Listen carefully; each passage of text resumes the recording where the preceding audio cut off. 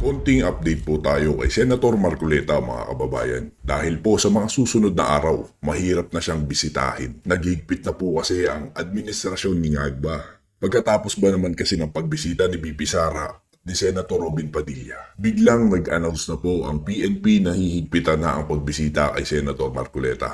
Iba din no? Tila ba nababahala talaga sila kay Senator Marcoleta. Buti na nga lang nabisita pa siya ni Katunying. Ito panoorin natin ang mensahe ni Senator Marcoleta. Mga kapatid, may kasama ako. Si Kadante Marcoleta, binisita ko lang dito. Kadante, batiin niyo naman yung mga kapatid nating nagmamahal sa inyo. Huwag po kayong mag-alala. Alam naman po ninyo ang patakaran sa atin. Lahat ng pagsubok po ay dadaan sa ating buhay. Pero hindi po dahilan yan para panghinaan tayo ng loob. Meron pong Diyos na nakabantay sa ating lahat. Ang katwiran po ay palaging mananay kahit na medyo magtagal po. Thank you po, Kadante. Mag-iingat po kayo palagi at sana mas maging okay po yung health ninyo. Thank you po. Next, dito naman tayo sa pakulo ng mga prosecutor. Nagdala pa ng expert kuno daw na agent. Kaya ayan, nagkadaleche-leche sila dahil gisang-gisang sila sa impeachment trial. Bago yan, welcome po sa ating channel. Dito sa Usapang Pinas, tatalakayin natin ng mga issues sa politika. At syempre, kung gusto mo ng ganitong issue, pakisubscribe naman po ang ating channel. Salamat! Hindi na natin papatagalin. Eto, panoorin natin si Prof. Malu Tikia. Test of authenticity. Wala. Pero nag-aaksaya tayo ng panahon simula kaninang hapon hanggang ngayon dito sa witness na ito na hindi naman expert. 'Di ba? Sana ang prosecution ay kumuha talaga ng expert. At sinubject, apart from the transcript, sinubject ng anthropologist, psychologist, para makita ano ba yung intent. So iba yung act itself at saka ano yung intent. Kasi yung intent, ang kailangan doon, maipakita na yung threat ba niya ay totoo? So hindi ko maintindihan kung bakit nagkaganito ang witness ng prosecution on the charge na sa tingin nila ay madaling i-prove. Napakahirap i-prove ang intent. At wala silang present na witness that can prove intent of those videos. Prof, magandang hapon. Salamat po sa inyong panahon. Ma'am, ito pong forensic na witness ng nagpapatuloy digital forensic. Ano po masasabi po niyo dito, ma'am? Ito po ay NBI daw po. Alam mo, hindi ko maintindihan kung tunay na digital forensic yan. Kasi kung titingnan mo yung testimonya niya, ang parating niyang sinasabi, kinukunan niya, pinophotograph niya, linalagay niya sa laptop niya, tapos nag-execute siya ng affidavit on authentication. So walang forensic, anong ginawang analysis doon? Kasi the moment mong i-splice o i-edit, hindi na yun yung original video, no?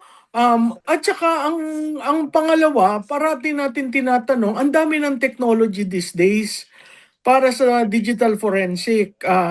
At yaan ay marami ng ginagamit ng iba. Hindi siya tao ng Meta. Humingi lamang siya sa Meta ng pwede ba naming i-retrieve yung original. Pero hindi niya kaya mag-testify na katulad ng Meta. Kasi kinuha lang niya di ba? Tapos sinubject niya dun sa napakasimpleng way ng digital forensic. Pangatlo, hindi ibig sabihin kaya mo mag-digital forensic na kaya mong i-determine nagkaroon ba ng ganong activity, sino ang gumawa, kailan ito ginawa, yung bang recording ay genuine. Kung yun ay ginawa mo, hindi ibig sabihin, pwede mo nang sabihin na magsasabi mo ang intent. no? Yung digital forensic kasi may actus, yung actus ay yung ginawa, yung activity, no?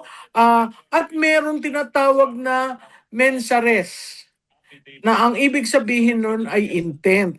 So itong witness na ito can only talk about, oo, kinuha ko yan, grinab ko, linagay ko sa sarili kong computer, print out ko.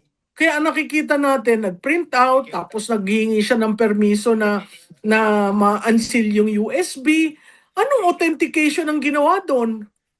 'Di ba? Parang tayo, may pinapanood tayong movie, dinownload natin, linipat natin sa computer natin, sasabihin natin, no, authentic 'yun. Paano mo masasabing authentic? So dapat meron siyang ginawang paraan to check the authenticity. Hindi porke sinirox mo, 'di ba? Dapat ang ginawa nila, o ito ang video. Ano ang transcript niyang bidyong 'yan? 'Di ba? So makikita mo, yun ang sinabi ng bidyong 'yan. Wala ako naririnig na transcript. Ang sinabi lang, ito yung video, tingnan niyo yung video. Tapos ang pagka-present pa ng video, dun sa exact na linya na gusto niyang i-prove yung karakter ni BP. Tapos dun sa exact na linya kung saan nagsalita ang presidente, kung saan nagsalita ang speaker na tinitira si Vice Presidente. So anong authenticity ang ginawa? Anong test of authenticity? Wala. Pero nag-aaksaya tayo ng panahon, simula kaninang hapon hanggang ngayon, dito sa witness na ito na hindi naman expert. Diba? Sana ang prosecution ay kumuha talaga ng expert. At sinubject, apart from the transcript, sinubject ng anthropologist, psychologist, para makita ano ba yung intent. So iba yung act itself at saka ano yung intent. Kasi yung intent, ang kailangan doon, maipakita na yung threat ba niya ay totoo? So hindi ko maintindihan kung bakit nagkaganito ang witness ng prosecution on the charge na sa tingin nila ay madaling i-prove. Napakahirap i-prove ang intent. At wala silang present na witness that can prove intent of those videos.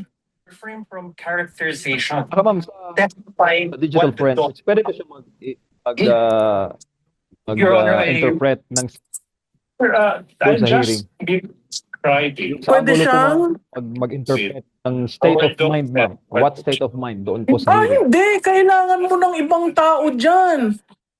Kasi yung pag-establish ng mens rea, kailangan mo may psychological evaluation, kailangan mo may expert interpretation nung evaluation, di ba? Kailangan mo may corroborating witness yon, at saka kailangan mo ng contextual evidence. Kung wala yon at ang present mo lang based on digital, supposedly, hindi naman forensic yung ginawa niya eh.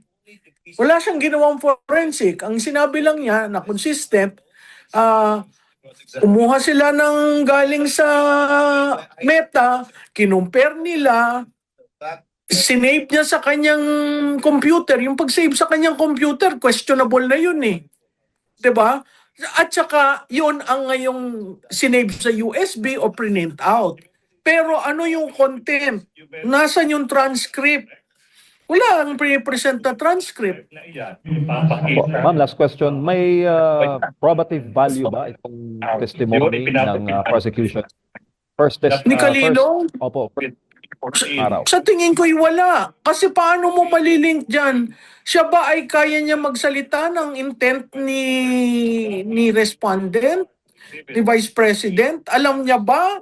Yung bang inatter niya, yun talaga ang intent ni Vice President? Wala. Ang pinag-uusapan lang natin for the past how many hours is a video. That's it. And the video, unfortunately, cannot talk and say, yes, that is the intent. It has to be interpreted. And not Calilong, not this witness, he cannot interpret the intent. Ma'am, maraming salamat po sa inyong panahon, ma'am. Thank you po. Okay, salamat.